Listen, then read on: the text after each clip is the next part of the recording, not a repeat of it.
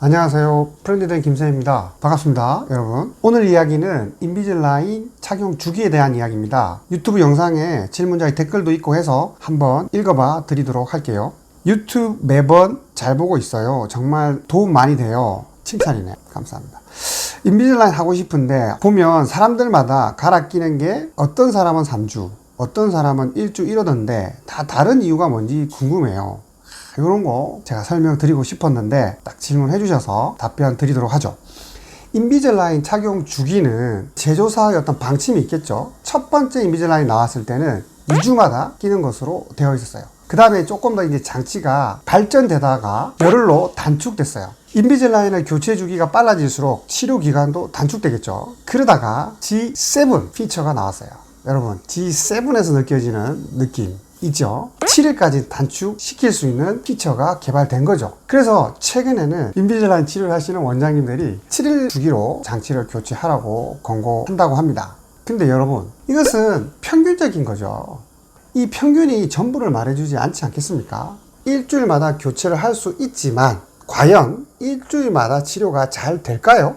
천만의 말씀. 안 될 때도 있다는 겁니다. 저희가 이제 스터디를 하면서 어느 정도 나온 따끈따끈한 정선된 원칙을 알려드릴게요. 그래서 보통 어린이의 경우에는 5일 정도, 청소년의 경우에는 한 7일 정도, 성인의 경우에는 10일 정도, 잇몸이 좀 안 좋은 그런 치주 환자라고 얘기하죠. 이런 경우에는 14일 정도의 주기로 교체를 하는 거죠.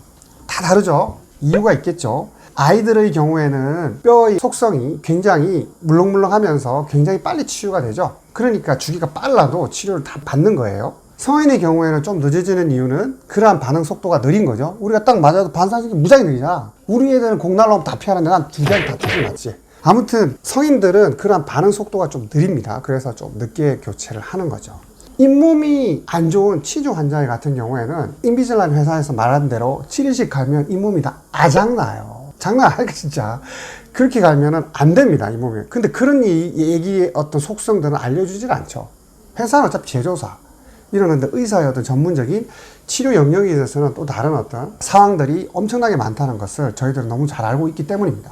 자, 그래서 사람들마다 상황에 따라서 착용하는 주기가 다 다릅니다. 그리고 의사 선생님들의 치료 경험과 내용에 따라서도 다릅니다. differentiation. 다른 거지 틀린 게 아닙니다.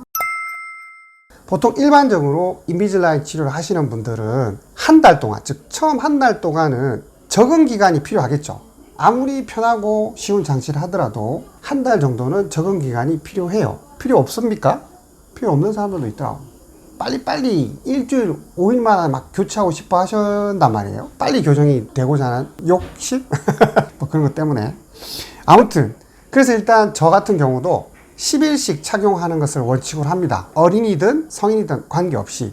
자, 그렇게 해서 이제 두세 개 정도의 장치를 먼저 드리죠. 한 달 정도 간격으로 뵙게 됩니다. 그리고 나서 장치를 잘 꼈죠. 그리고 협조도가 되게 좋죠. 그러면 이제 우리가 그런 거 있잖아. 사탕 하나 더 주는 거. 긍정적 강화라고 하죠. 좋은 말로.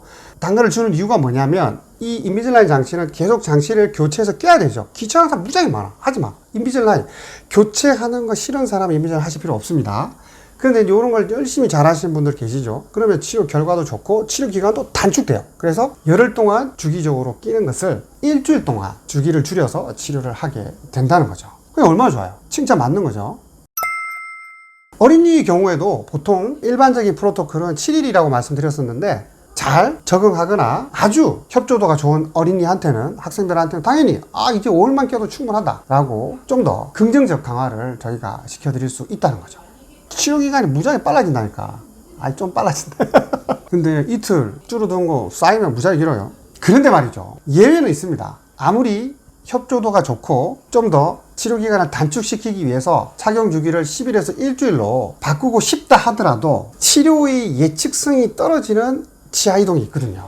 치아의 회전 조절이라든지 발치를 해서 치아 공간을 닫는 공간 폐쇄 과정이라든지 몇 가지 치료의 예측성이 떨어지는 경우에 있어서는 열흘 혹은 2주도 끼게 한다는 겁니다. 심지어 그 이상 기간 동안 장치를 끼게 한다는 거죠. 계기의 환자마다 다 다릅니다. 일반화시킬 수 없습니다.